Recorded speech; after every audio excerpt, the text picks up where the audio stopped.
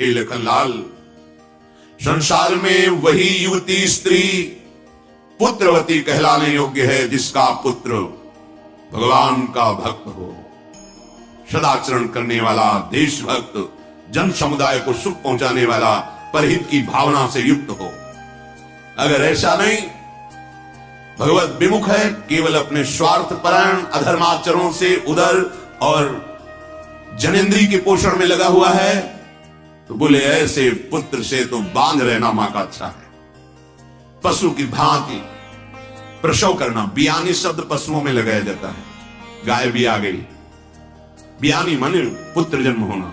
वो पशु की तरह पुत्र को जन्म दे रही है, जो देश भक्त रही है, भगवत भक्त रही है, हित की भावना नहीं रखता, संयम से नहीं चलता, मनमानी अधर्माचरण, तो उससे अच्छा था मां बांध रह जाती, पुत्र प्रकट ही ना होता। भगवान की इस महान सद्गुण वृत्ति से रहित, सम्मुखता से रहित बांध रहना अच्छा है। वो व्यर्थ में पुत्र को प्रकट किया।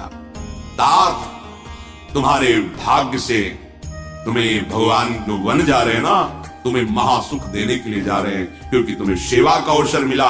मुझे तो और कोई कारण नहीं दिखाई दे रहा, क्योंकि समस्त तपस्या, साधना और पुण्यों का फल है भगवान श्री हरि के चरणों में प्रेम हो जाना। समस्त साधनाओं का, पुण्यों का फल है हृदय में प्रभु से अपनापन हो जाना। पुत्र, कैसे वनवास करना, माता उपदेश कर रही। रागु रोषु ईर्षा मधु मोहु, जन सपने हूं इनके बस हो, सकल प्रकार विकार बिहाई, मन क्रम वचन करेहु सेवकाई। कभी राग काम के अधीन मत होना, सहसा कोई क्रोध के वश में होकर कार्य मत कर देना, कभी किसी से ईर्ष्या मत करना, कभी अहंकार मत करना, और मोह का त्याग करके जिस प्रकार से प्रभु को सुख मिले वैसे ही रहना। कोई भी विकार तुम्हें परास्त न कर पावे, सावधान रहना, वनवासी के लिए आदेश है। राग का तात्पर्य रजोगुण, रजोगुण से काम प्रकट होता है। काम नहीं अर्थात भोग वासना का त्याग, रोष नहीं, क्योंकि कामना की पूर्ति में बाधा पड़ने पर क्रोध आता है। कामा संजायते क्रोधा, क्रोध नहीं, ईर्ष्या नहीं, अहंकार नहीं, मोह नहीं, सकल प्रकार विकार विहाई। जो भगवत विमुख करने वाले विकार हैं, इनको त्याग करके मन से, वचन से, कर्म से केवल अपने आराध्य देव की सेवा में मगन रहना। मन क्रम वचन करे शिवकाय। हे मेरे लाल, मेरा उपदेश तुम हृदय में धारण करो, सदैव ऐसे आचरण करना जिससे श्री राम सुखी हो, प्रसन्न हो। श्री कृष्ण अनुकूल लेन, अपने आराध्य देव के अनुकूल आचरण, हमारा कोई आचरण हमारे आराध्य देव को दुख ना पहुंचावे। प्रतिकूलस्य वर्जनम। लक्ष्मण जी को ऐसी आज्ञा दी, सुमित्रा जी ने हृदय से लगाया और कहा सदैव राम चरणों में रति को। ऐसा आनंद लखनलाल को मिल रहा है मानो सर्वस्व मिल गया हो। प्रभु के साथ, प्रभु की निरंतर सेवा का सौभाग्य। मातु चरण सिरुनाई, चले तुरत शंकित हृदय, बागुर विषम तुराई, मनहु भाग मृगु भाग बसु। माता के चरणों में नवाकर चले, फिर हृदय में शंका हो गई, अभी महाराज के पास जाना है, कहीं महाराज न रोक दे दशरथ जी। बस हृदय में आनंद उठता है और फिर शंका आ जाती है, एक बार महाराज से भी अनुमति मिल जाए, कहीं महाराज ऐसा विघ्न न डाल दे कि हमने तुमको तो वनवास नहीं दिया, लखनलाल तुम मेरे पास रहो। ऐसा विचार, कभी आनंद उठता है प्रभु के साथ रहने का, कभी महाराज रोक न दे, ऐसी सशंकित वृत्ति हो जाती है। वहां पहुंचे जहां श्याराम जी इंतजार कर रहे हैं। लखनलाल जी ने प्रणाम कर कहा, मां ने आनंद से आज्ञा प्रदान कर दी है। प्रभु श्याराम लखन तीनों जा रहे हैं कैकेयी के भवन में। नगर की संपूर्ण प्रजा सब मार्ग के आसपास खड़ी, विलाप कर रहे कि हाय अब क्या होगा, हम सबका क्या होगा। सब हाथ मल रहे हैं, कोई सिर पीट रहा है, कोई बड़ा व्याकुल होकर मूर्छित हो रहा है। अपार भीड़ लगी हुई कैकेयी के भवन के द्वार पर। प्रभु महल में प्रवेश किया। सुमंत्र जी ने महाराजा धीराज की जय हो, रघुनाथ जी पधारे हैं। आंख खोल करके महाराज दशरथ जी ने देखा श्री राम लक्ष्मण, व्याकुल हो गए, समझ गए कि ये तीनों हमें लगता है वन के लिए तैयार होकर के आ रहे हैं। इशार बोलने की तो सामर्थ्य ने इशारे से बुलाया। ऐसे तीनों को हृदय में ऐसे बहुत व्याकुल, कुछ बोल ही नहीं पा रहे। प्रभु ने महाराज पिताश्री के चरणों पे कर कमल रखा और कहा, आप बिल्कुल शोक मत धारण कीजिए, आप आनंद पूर्वक हमें आदेश कीजिए। आपकी आज्ञा पालन में जो हमें सुख है वो राज तिलक में सुख नहीं है। हिम्मत की महाराज दशरथ जी बोलने के लिए राम जी का हाथ अपने हाथ में पकड़कर कहा, सुनहु तात तुम कहां मुनि कही, राम चराचर नायक अहि। राम, मैंने बड़े बड़े मुनियों से ये बात सुनी है कि तुम केवल हमारे पुत्र नहीं हो, चराचर जगत के स्वामी हो, भगवान श्री हरि हो। मैंने गुरुदेव के मुख से भी यही बात सुनी है, बड़े सिद्धांत सुने हैं। हे राम, यह आज उल्टा कैसे हो रहा है?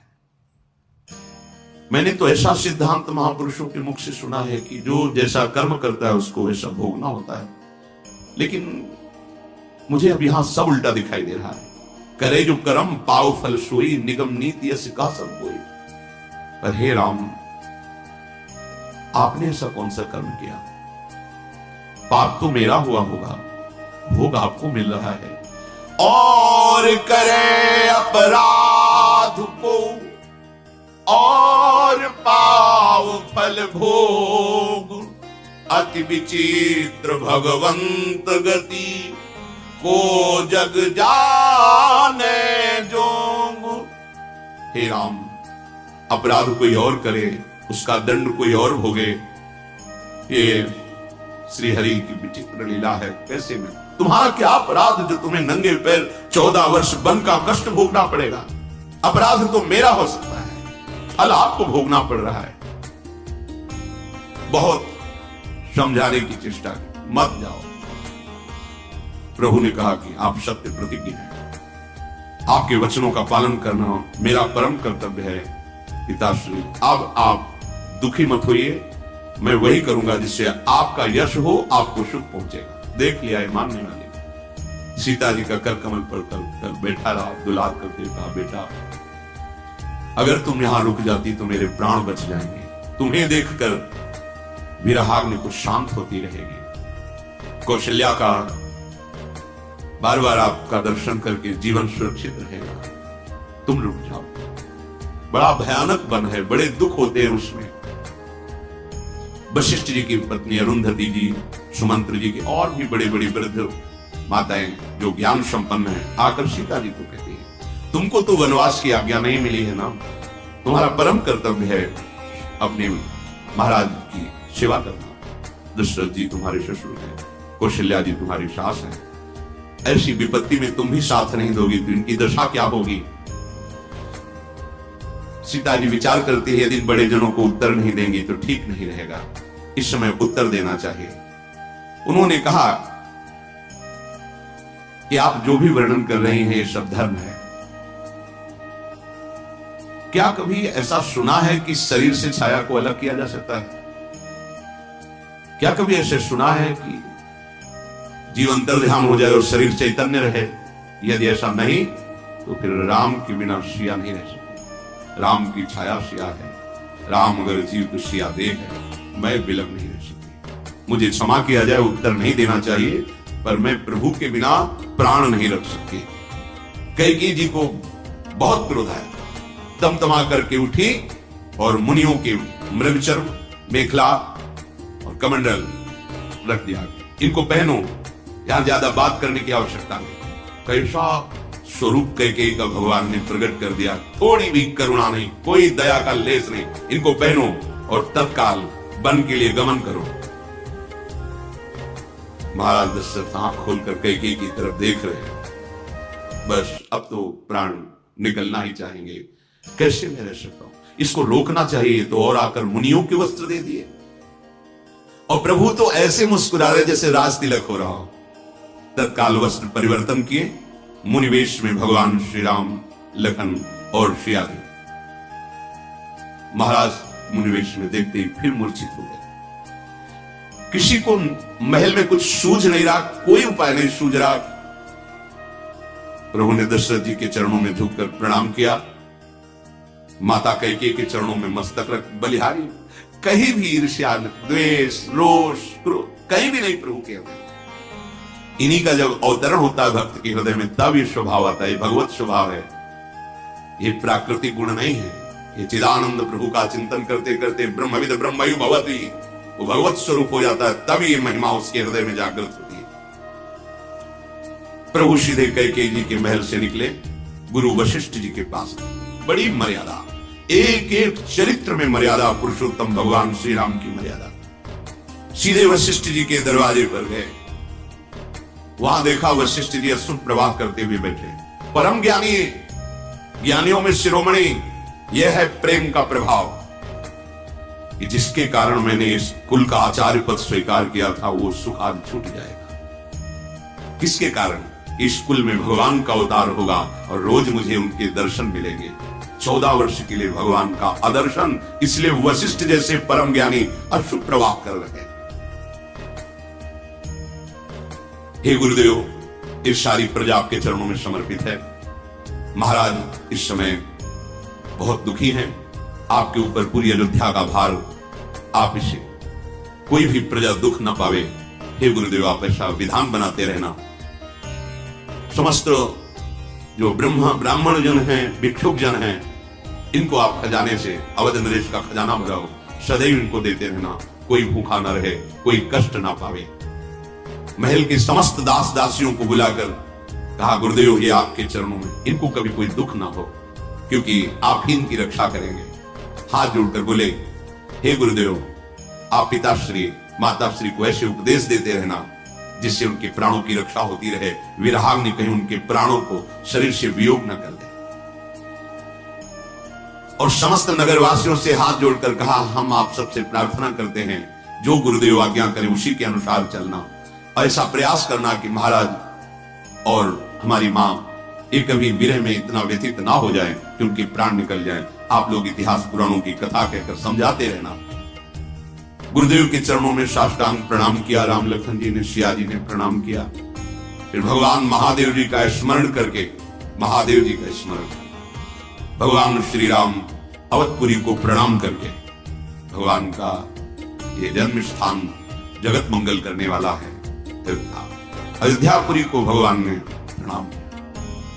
जो ही अयोध्या से बाहर निकलने के हुए पूरा नगर साथ है, बस वो गोद के बच्चे और जो चल नहीं पाते वो वयोवृद्ध, उनको छोड़कर हाहाकार मच गया। जिधर देखो हा राम, हा लक्ष्मण, हा सिया, हम कैसे जिएंगे, सब भाग पड़े प्रभु के पीछे। थोड़ी देर में मूर्छा दूर हुई। महाराज राम राम, सुमंत्र जी पास ही बैठे थे, मस्तक सहलाने लगे। कहाँ है राम? प्रभु वो तो अब अयोध्या से निकलने ही वाले हैं, वनवासी वेश में, तीनों तो जा रहे हैं। फिर मेरे प्राण क्यों टिके हुए हैं? मेरे प्राण क्यों नहीं जा रहे? मुझे लगता है मेरा बड़ा भाग्य है जो प्राण नहीं निकल रहे। इससे बड़ा दुख और क्या हो सकता है? ऐसे दुख में भी प्राण नहीं निकल रहे। सुमंत्री, तुम मेरे मित्र भी हो, मेरे प्रधानमंत्री भी हो, तुम्हारे जैसा कोई मेरा हृदय की बात जानने वाला नहीं। देखो, तुम मेरा रथ लेकर जाओ और दोनों कुमारों को और जानकी जी को रथ में बैठाना, 2-4 दिन वन घुमाना, फिर ले आना। कह देना महाराज का यही आदेश है, तुम्हारी भी बात रह गई, वन घूम लिए, अब वापस चलो। फिर रोने लगे। फिर धैर्य धारण किया। कहा हो सकता है राम सत्य प्रतिज्ञ हैं, लखन राम का ही अनुसरण करते हैं, ये दोनों शायद मेरी बात अब ना माने। तो तुम जब देखना कि ये दोनों बात नहीं मान रहे तो तुम सीता जी को जरूर ले आना। अगर कभी किसी वन के दृश्य को देखकर जहां वो डरे तहां तुम हमारी बात रख देना कि देखो तुम्हें अभी वन को देख के डर लग रहा है, महाराज आपको बहुत याद, आप वहां चलो, अयोध्या चलो, कभी जनकपुर में रह लेना कुछ दिन, कभी अयोध्या में, धीरे से ऐसा समय कट जाए। यदि जानकी आ गई तो मेरे प्राणों को सहारा मिल जाएगा, नहीं तो सुमंत मेरा मरण निश्चित दिखाई देता है। विधाता मेरे भाग्य के प्रतिकूल हो गया। हा राम, हा लक्ष्मण, हा शिया, ऐसा कहकर महाराज फिर मूर्छित हो गए। देखा सुमंत्र जी ने कि महाराज मूर्छित हो गए, सिर नवाकर जल्दी से चक्रवर्ती सम्राट महाराज दशरथ का रथ जुतवाया और आप स्वयं संचालन कर रहे हैं। नगर के बाहर पहुंचे, अपार भीड़ अयोध्या वासियों की। सुमंत्र जी ने कहा महाराज का आदेश है कि आप रथ पर विराजमान होइए। पिता का आदेश मानकर प्रभु श्री राम लक्ष्मण सिया जी रथ पे और संपूर्ण प्रजा रथ के पीछे पीछे भाग रही। कैसा अद्भुत प्रेम! उस समय की दशा में जरा चित्त जोड़ के देखो कैसा। थोड़े दिन कैसा था, अपने 4 पुत्र और 4 बधुओं को महल में देखकर महाराज आनंद से झूमे। आज कैसा समय, अपने लोग छोटी छोटी विपत्तियों में भगवान को उल्हाना देने लगते हैं। ये संसार है, इसमें जब जन्म होता है तो 2 ही कर्म से होता है, शुभ और अशुभ दोनों मिला के, तो दुख और सुख जरूर आएंगे। धैर्यवान बनो, जहां भगवान होते थे वहां ये लीला, इसीलिए लीलाएं सुनाई जाती हैं कि आप उनसे शिक्षा लें, आप धैर्यवान बने। प्रभु कृपा के समुद्र हैं, जे भी रथ पर बैठकर चले तो जितने भी अयोध्या के पशु पक्षी थे सब चीख रहे हैं, उड़ रहे भगवान की तरफ। घोड़े, हाथी, हिरन, पशु, पपीहे, मोर, कोयल, चकवे, तोता, मैना, सारस, हंस, चकोर सब व्याकुल भगवान की तरफ दौड़ रहे। अद्भुत दृश्य। अयोध्या के नर नारी तो हा राम करके दौड़े रहे, पशु पक्षी भी। बीच बीच में महाराज श्री राम रथ से उतरते हैं। अयोध्या, अब आप चले जाइए, अब आप चले जाइए, पिताजी को संभालिए जा करके, आप आराम से। 14 वर्ष ऐसे व्यतीत हो जाएंगे हमारे। थोड़ा वो लौटते हैं, फिर रथ में बैठते हैं, फिर वो आराम करके पीछे। ऐसा कई बार हुआ। प्रभु की विरहाग्नि में इतना हृदय जलने लगता है कि किसी की भी लौटने की इच्छा नहीं है। सबने विचार कर लिया कि अब हमारे प्राण श्री राम लक्ष्मण सिया के साथ ही हैं। अब हम एक क्षण भी अयोध्या में नहीं रह सकते, हम वहीं रहेंगे जहां श्री राम रहेंगे। हम सब वनवास 14 वर्ष इनके साथ काटेंगे, जहां ऐसे सुंदर सुखमय महल सब तैयार है। प्रभु के साथ वनवास कोई कष्ट थोड़ी होता है। जिनको तुम कष्ट समझ रहे हो अभी प्रभु से अपनापन नहीं, कि इसलिए लगता है काम हृदय जला रहा है, ऐसा मोह, ऐसा नहीं। सब सुख है। अयोध्या में कोई घर ऐसा नहीं बना हुआ है जो देवराज इंद्र की अमरावती पुरी को भी मात न कर दे। चक्रवर्ती सम्राट राजा धीराज महाराज दशरथ जो जहां भगवान अवतरित हो रहे हैं, रिद्धियां सिद्धियां खेलियां कर रहे हैं, वो अयोध्या सबको काटने वाली लग रही, जलाने वाली लग रही। मेरे राम जब वन को जा रहे हैं तो नहीं रहेंगे। प्रभु के मिलन के लिए चलने वाला उपासक भोगों की तरफ आकर्षित हो, कम समझ में आया। अभी प्रभु की चाह पैदा नहीं हुई। प्रभु के बिना जिया कैसे जा रहा है, कैसे कुछ अच्छा लग रहा है। अरे प्रभु की लगन लग जाए तो ब्रह्मादिक के भोग सब विषम लागत ताहि, नारायण ब्रज चंद की लगन लगी है जाए। बालक वृद्ध बिहाई गृह, लगे लोग सब साथ, तमसा तीर निवास किय, प्रथम दिवस रघुनाथ। जो चल नहीं पा रहे थे और जो गोद के बालक थे वही घरों में थे। बकाया सब अयोध्या के वासी प्रभु के साथ। रथ तमसा नदी के तीर पहुंचा। प्रभु ने पहला विश्राम, पहली रात का विश्राम तमसा तीर पे किया। प्रभु को बड़ा दुख हो रहा है कि हमारे अयोध्यावासी साथ, इनको कहां से भोजन, कैसी व्यवस्था। पूरी अयोध्या शून्य हो गई। बार बार समझा रहे हैं, ये लोग वापस नहीं जा रहे। प्रभु ने सबको कहा कि देखो हमारे हृदय की बात सुनो, आप अयोध्या जाओगे मुझे सुख मिलेगा। रघुनाथ जी बार बार समझा रहे हैं पर समझ में ये बात किसी की नहीं आ रही। भगवान भी समझाएं तो भगवान से विलग होने की बात भगवत प्रेमियों को समझ में नहीं आती। समझाते रहे गोपीजनों को, जाओ देख लिया वृंदावन की शोभा। तो उन्होंने कहा अगर ऐसा आप करते हैं तो अभी हमारे प्राण निकल जाएंगे। यही कहा था, आप देखना चाहते हो, अगर आपने दोबारा ऐसे शब्द बोले तो देख लेना हमारा शरीर प्राण रहित हो जाएगा। प्रेम एक अमोघ वस्तु, ये दूसरे कैसे समझ सकते हैं जो विषयों से प्रेम किए, वो क्या जाने भगवत चरणारविंद का प्रेम कैसा तीव्र होता है। भगवान समझाए, जब समझ में नहीं आया तो कहा अच्छा आप सब आराम करो, सो जाओ, सब आराम करो।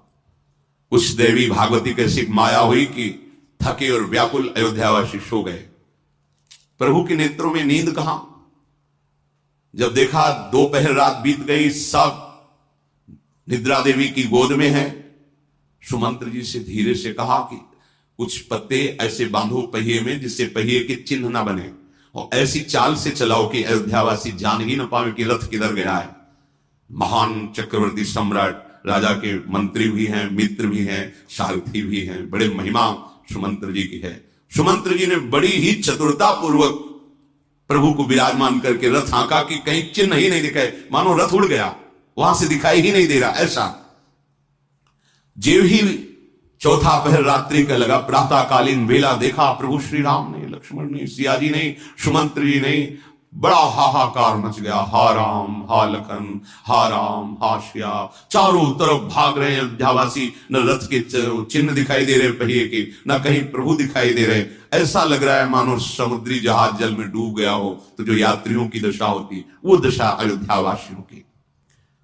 जो बड़े बूढ़े लोग थे वो एक दूसरे को उपदेश करते हैं, प्रभु में कठोरता का तो स्पर्श भी नहीं है, वो हमारे सुख के लिए हमें छोड़ दिया कि हम वन में कष्ट पाएंगे।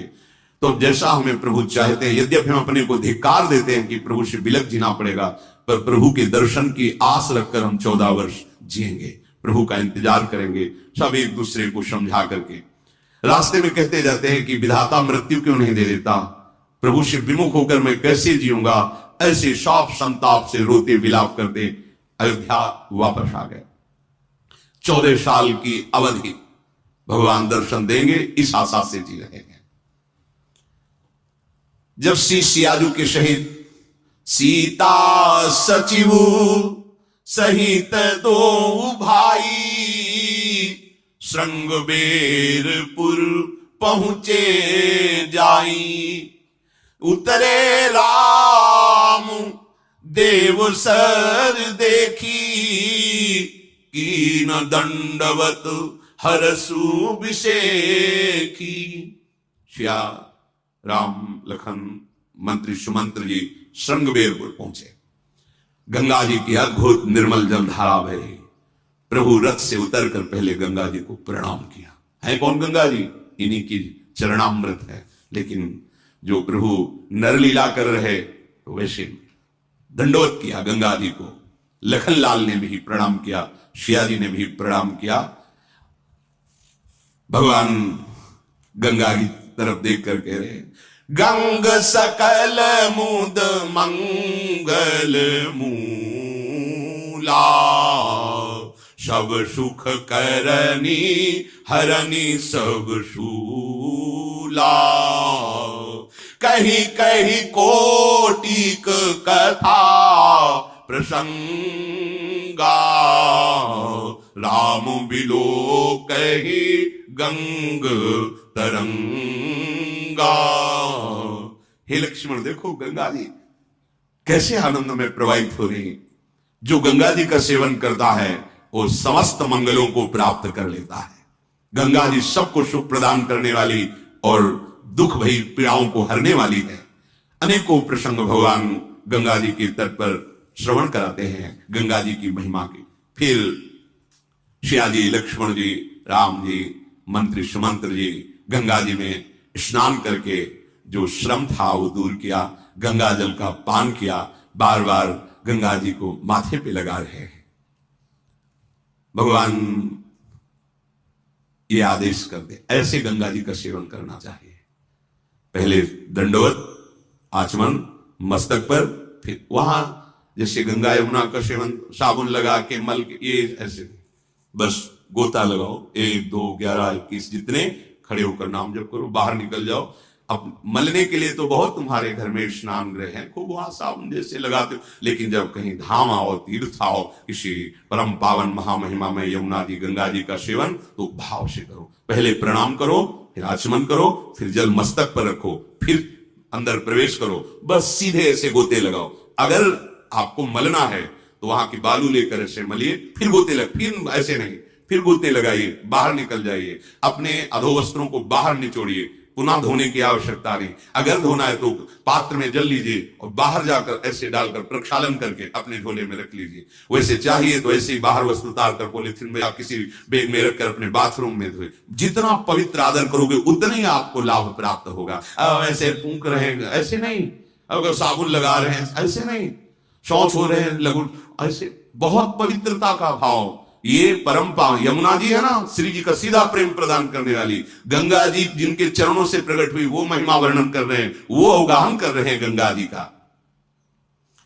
जब निषाद राज गुह ने उस पार खबर पाई कि अयोध्या ने इस महाराज राजाधिराज दशरथ जी के लाडले श्री राम, लखन और सिया और महामंत्री सुमंत्र जी पधारे हुए हैं गंगा के उस पार, बहुत आनंदित हुआ।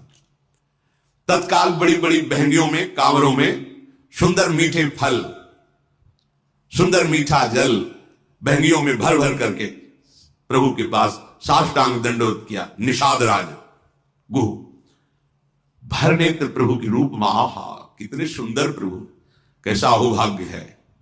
प्रभु ने पास बुला के बैठा, बैठो, ऐसा सुख मिल रहा है मानो परम पद मिल गया, क्योंकि यही परम पद है। कैसे हो आप, कैसे हो? भगवान ने पूछा। नाथ, अब कैसे बताओ आपको? नाथ कुशल पद पंकज देखे, भयऊ भाग भाजन जन लेखे, देव धरणी धनु धाम तुम्हारा, मैं जनुनीच सहित परिवारा। प्रभु आप पूछ रहे कैसे हो? आज मैं कह सकता हूं कुशल से हूं, ये बात तब लगी कुशल न जीव कहूं, सपने हूं मन विश्राम। आज मैं कह सकता हूं कि कुशल से हूं। क्यों? क्योंकि आज मैं अपने को महाभाग्यवानों की गिनती में गिन रहा हूं, क्योंकि मैंने आपके चरण दर्शन पाए। नाथ, ये अधम, इसका जो कुछ भी है, पृथ्वी, घर, धन, संपत्ति, परिवार, सहयोगी, सब आपके चरणों में समर्पित करता हूं। मैं आपका एक अधम सेवक हूं, ऐसा आप स्वीकार कीजिए। कृपा करो प्रभु। यद्यपि महाराज दशरथ का जैसा तो राजमहल नहीं है हमारा, ये भी श्रृंगवेरपुर का राजा है, पर प्रभु आपको सुख मिलेगा। आप पधारिए और आज की रात्रि आप हमारे निवास में व्यतीत कीजिए। प्रभु ने कहा, आप बहुत सुंदर आपका भाव है, पर मेरे पिताजी ने तो मुझे कुछ और ही आज्ञा दी है। बरस 4-10 बासु बनु, मुनि व्रत बेसु आहारू, ग्राम बास नहीं उचित सुनी, गुहई भयो दुख भारू। मेरे पिताश्री ने आज्ञा की 14 वर्ष का वनवास, मुनियों का व्रत, तपस्वी वेश, भूमि शयन, आहार केवल मुनियों वाले, कंदमूल फल जल, गांव के भीतर और ग्रामीण आहार ये हमारा निषेध है। ये बात सुनते ही उसके आंसू चलने लगे। ऐसे सुंदर सुकुमार युगल सिया राम को वनवास। गांव के नगर के सब लोग देख रहे हैं प्रभु को दूर से, कैसे इनके पिता कठोर हैं कि ऐसे सुकुमार को वनवास दिया। इनकी माता कैसे जीती होंगी, जिनको देखकर हमारे प्राणों में ऐसा हो रहा है कि न्यौछावर कर दें, उनकी माता कैसे जी रही होगी। कोई एक ने कहा, ऐसा मत बोलो, हमारे भाग्य उदय करने के लिए महाराज ने ऐसा सौभाग्य दिया, नहीं हम कहां वनवासी इनको देख पाते। अरे इसीलिए हमें नेत्रों का लाभ प्राप्त हुआ। निषाद राजगुरु ने देखा कि प्रभु का जैसा विधान मुझे वैसे सुख पहुंचाना चाहिए, तो एक विशाल अशोक का वृक्ष, बहुत बड़े बड़े अशोक के वृक्ष होते हैं। सैनपुर में हमने देखा कि कम से कम 200 आदमी एक अशोक वृक्ष के नीचे बैठ सकते हैं। सैकड़ों वर्ष पुराना, जैसे पीपल का बड़ा वृक्ष, ऐसे अशोक का वृक्ष इतना मोटा, ऐसे ऐसे पुराने पुराने वृक्ष, उस वृक्ष अशोक वृक्ष के नीचे सुंदर सुंदर कोमल पत्ते और कुश की साथरी, पहले कुश फिर ऊपर कोमल पत्ते, इसकी सैया लगाई और मीठे मीठे रसीले फल वन से ला करके और मीठा जल लाकर प्रभु को अर्पित किया। पाओ प्रभु। प्रभु ने सुमंत्र जी को, लखनलाल सिया जी को प्रभु पा रहे हैं। कितना अहो भाग्य, कितना अहो भाग्य। सामने प्रभु प्रकट पा रहे हैं तो आपके भी अहो भाग्य है। आपकी सेवा में जो विराजमान प्रभु साक्षात है। भावना ये मत करो कि चित्रपट रखा है, कहो सु कहां जहां प्रभु नहीं तो छवि में तो है ही ना, वैसे भाव से पवाओ। मेरे प्रभु पा रहे हैं, मेरी प्रिया जो पा रहे। भगवान ने जब पा लिए तब आदेश किया सुमंत्र जी को कि आप शयन कीजिए। फिर पास में ही जो 2 शैयाएं बनी थी उसमें सियाराम जी लेटे, लक्ष्मण जी चरण चाप रहे हैं। देखा भगवान के नेत्र अर्धनिमीलित हो रहे हैं, हट गए और 10 कदम दूर पर जाकर वीरासन पर बैठ गए, बाण धनुष लेकर। बलिहारी ऐसा प्रभु से 14 वर्ष तक कभी लेटे नहीं लक्ष्मण जी, एक बार भी नींद नहीं ली 14 वर्ष तक। कैसा भगवत, ये तो भगवान नहीं है पर कैसा भगवत प्रेम सेवा का स्वरूप। प्रभु शयन में वीरासन में बैठ गए लक्ष्मण जी। निषाद राज ने देखा लक्ष्मण जी वीरासन में, समीप जाके चरण वंदना करके लक्ष्मण जी के समीप बैठे। देखा कि लक्ष्मण जी के नेत्रों में प्रेमाश्रु है कि अयोध्या की कोमल शैया पर जिनको नींद नहीं आती वो प्रभु आज कुछ की साथरी पर सो रहे हैं। लक्ष्मण क्योंकि स्वयं सैया बनते हैं लक्ष्मण जी जिनकी, वो प्रभु है। शेषावतार भगवान लखनलाल शेष रूप में हर समय हरि को शयन कराते हैं, अपने देह की सैया बनाकर। निषाद राज प्रभु के बगल में विराजमान होकर के लक्ष्मण जी को देखकर, उनके भाव को देखकर कहा कि महाराज मुझे भी चैन नहीं आ रहा। कहां चक्रवर्ती सम्राट महाराज दशरथ का वो महल, वो सुखद सैया, वो तकिया, और कहां ये कुश की साथरी जहां इतनी सुंदर सुख सामग्री, वहां इतना दुख।